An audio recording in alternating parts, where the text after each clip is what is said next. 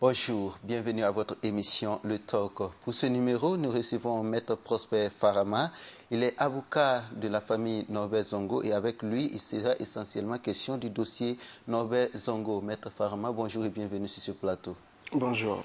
Maître Farama, alors on se rappelle le 17e anniversaire de l'assassinat de Norbert Zongo ce dimanche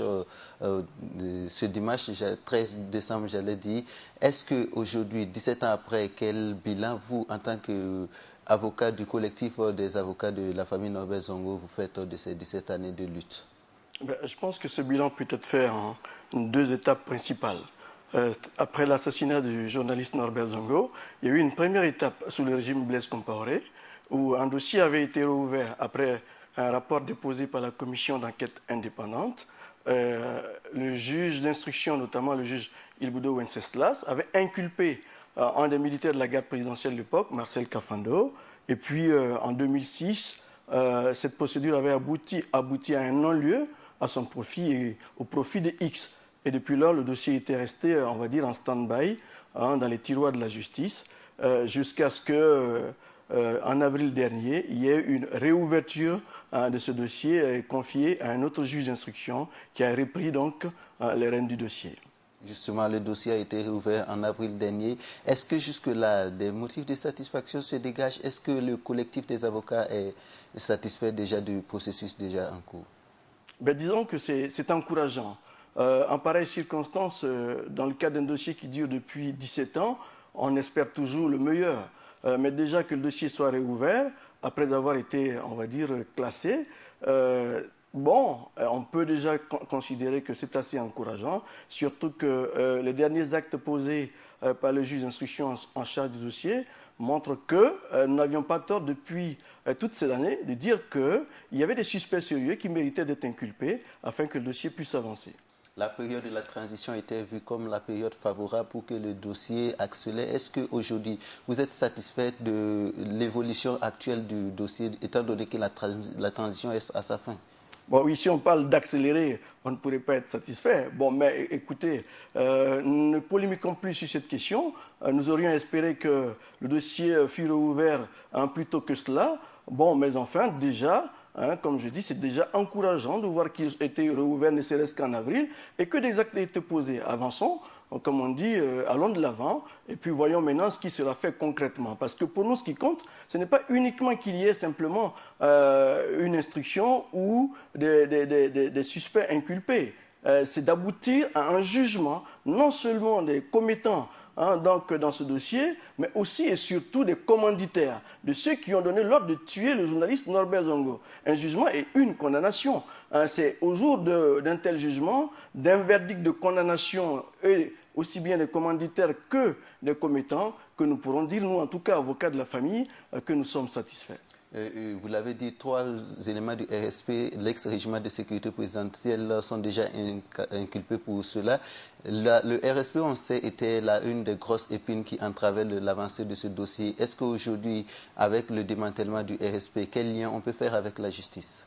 Oui, vous faites bien de dire l'une des épines, parce qu'en mon sens, il n'y a pas que le RSP qui constitue l'entrave à l'avancée de ce dossier.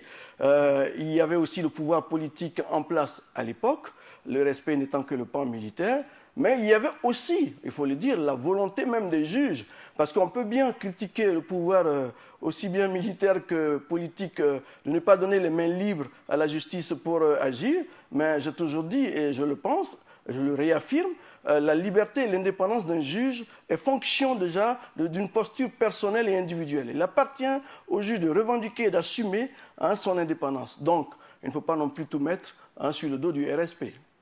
Et justement, on reste sur la question du RSP. On sait que le général de Gilbert Diendéré était jusque-là le premier chef du RSP. Est-ce que le collectif s'attend à ce qu'on interpelle le général sur cette affaire?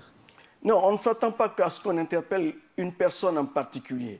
On s'attend simplement à ce que toutes les personnes ayant pu être impliquées dans cette affaire, que ce soit de près ou de loin, soient déjà entendues. C'est ça déjà le sens de la justice, que nul ne soit au-dessus de la loi, ne serait-ce que dans le sens d'être entendu, qu'il apporte sa version des faits dont il a eu connaissance au moment de leur survenance. Et qu'après, le juge puisse apprécier s'il y a lieu, oui ou non, de l'inculper ou plutôt de le laisser partir.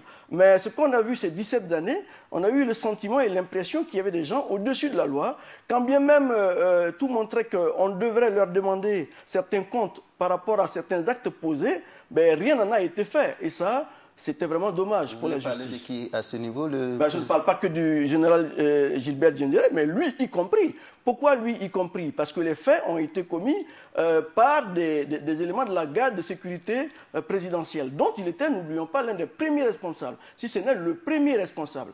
À notre sens, à partir de ce moment, une enquête ne peut pas être faite sans que lui ne soit entendu sur comment ces éléments à lui ont pu être, de près ou de loin, impliqués dans cette affaire, sans qu'il n'ait été au courant ou pas, ou s'il a été même mis au courant par la suite, après le fait accompli, qu'est-ce qu'il a posé comme acte dans le sens de révéler les faits à la justice? Et ça, c'est des questionnements que nous nous posons. Nous pensons que la justice devrait les éclairer en écoutant, ne serait-ce, le général Gilbert Diendéré et bien d'autres personnes, personnalités politiques ou civiles aussi. Parlons de François Compaoré, par exemple. La Cour de Arusha avait enjoint le gouvernement burkinabé non seulement de rouvrir le dossier, mais également de dédommager la famille. Aujourd'hui, l'État burkinabé a procédé à l'octroi de 230 millions de francs CFA aux familles des personnes mortes ou disons assassinées sur la route de Sapui. Est-ce que cela est un acquis de la justice pour vous, étant avocat de la famille? D'abord, il faut dire que c'est dommage qu'on ait été obligé, alors que nous avons une justice à l'intérieur, de faire recours à la justice supranationale pour obtenir qu'il d'abord il soit dit que la justice burkinabé devrait poursuivre la recherche des criminels dans ce dossier-là. À notre sens, c'est quelque chose qui devrait être perçu naturellement par l'État burkinabé comme étant de son devoir régalien. Donc déjà, ça c'était, on va dire, enfin, c'est dommage qu'on en soit arrivé là. Mais il faut préciser aussi que la condamnation dont vous parlez pécuniaire est une condamnation de la justice, de la Cour de justice d'Arusha, qui a condamné l'État burkinabé à dédommager les familles victimes dans le cadre de cette affaire. Bon, donc ce n'est qu'en exécution de ce dédommagement, de cette condamnation plutôt, que l'État a agi en payant effectivement aux familles les sommes dont vous avez parlé tout à l'heure. Dans une déclaration, vous demandez à ce que l'État aille au-delà de la compensation. Qu'est-ce qu'on entendrait par là? Oui, parce que vous savez, pour les familles, ce n'est pas une question pécuniaire. Ça n'a jamais d'ailleurs été une question pécuniaire. Si la condamnation est intervenue à la Cour d'Arusha, c'est parce que, au-delà de l'action pénale, c'est la procédure judiciaire, les familles avaient la possibilité de demander à ce que la Cour se prononce aussi sur l'indemnisation. Mais ce qui est le leitmotiv de la famille, c'est surtout la recherche de la vérité et de la justice. Que les commanditaires et les exécutants de ce odieux assassinat soient identifiés, jugés et condamnés. Donc c'est pour cela que nous pensons que le devoir de l'État dans cette affaire, au-delà de l'indemnisation, c'est plutôt de tout mettre en œuvre pour qu'il y ait une réelle justice dans cette affaire. Donc, comme je disais tantôt, la condamnation des personnes auteurs de ces crimes. Justement, dans l'avancée du dossier, le procureur général Laurent Poda a fait une déclaration vendredi dernier où il dit que le collectif des avocats est au parfum de tout ce qui se passe autour du dossier. Et ça dit que vous n'avez pas espoir à ce qui se passe actuellement? Ce n'est pas que nous n'avons pas espoir. Vous savez, dans ce pays, on a appris à se départir de fausses espérances. Parce que nous avons, rappelez-vous, attendu de 1998 à 2006, alors qu'on nous avait toujours dit que le dossier suivait son cours normal, qu'il n'y avait pas de raison de désespérer, que viendrait la justice pour que nous entendions dire qu'il y avait un non-lieu. Aujourd'hui, vous savez, on dit que chat échaudé craint même l'eau froide. De cette expérience-là, aujourd'hui, nous ne nous en tenons qu'aux actes concrets. C'est pour cela que nous avons dit que les actes déjà posés par la justice sont encourageants. Mais pour nous, la finalité dans cette affaire, ce n'est pas uniquement d'inculper. Parce que, rappelez-vous, Marcel Kafando avait déjà été inculpé. Des inculpations, il y en a déjà eu dans ce dossier. Mais au finish, à quoi avait-on abouti? à un non-lieu. Donc, nous restons sereins et toujours vigilants en disant c'est bien, c'est encourageant, mais nous attendons la fin. La fin, c'est le jour où la justice nous dira, voilà des gens qui vont en jugement, voilà des gens qui ont commis, les personnes qui ont commis le crime en question, donc qui sont jugés et condamnés. Et surtout, pas seulement des seconds couteaux.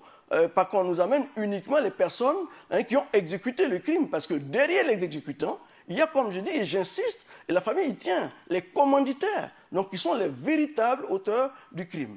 Et c'est ce jour-là seulement, je pense que non seulement les avocats, la famille, mais tout le peuple burkinabé pourra dire « Ouf, enfin, il y a eu justice dans cette affaire ». En attendant qu'on fait le ouf de soulagement, est-ce que la lutte sera menée comment, à votre niveau? Écoutez, ce n'est pas qu'une lutte des avocats ni de la famille. Parce que nous le disons, l'affaire Norbert Zongo, c'est pour nous, quelque part, on va dire un dossier symbole, porte-étendard de toutes les luttes dans ce pays contre l'impunité et pour l'instauration d'une réelle justice. C'est pour cela que nous pensons que la mobilisation doit se poursuivre, dans le sens de dire que, ne serait-ce que les commémorations, chaque année du 13 décembre, et chaque fois que le besoin, nous puissions sortir massivement pour dire, ce n'est pas pour dire c'est pas pour dire que nous sommes contre un régime, mais pour dire à tout régime en place, quel qu'il soit, que nous tenons à ce qu'il n'y ait plus d'impunité dans ce pays, nous tenons à ce que tous les crimes commis dans ce pays soient, on va dire, fassent l'objet d'une bonne instruction et que les coupables soient punis conformément à la loi. Et c'est ça le sens de cette lutte dans le dossier Norbert Zongo. Parce que moi, j'estime et j'espère que même le jour où on aura identifié les assassins de Norbert Zongo et qu'on les aura condamnés, cette commémoration ne s'arrêtera pas. Ça sera toujours comme le symbole de la lutte contre l'impunité et pour la justice dans ce pays que chaque 13 décembre, on allait commémorer Norbert Zongo. Maître Farama, merci. Merci à vous. Mesdames et messieurs, c'est tout pour cet entretien avec Maître Prosper Farama. Je le rappelle, il est avocat de la famille Norbert Zongo et nous parlions tantôt du dossier Norbert Zongo dont la célébration se tient ce dimanche 13 décembre pour le 17e anniversaire. Merci à vous de nous avoir suivis. Bonjour chez vous.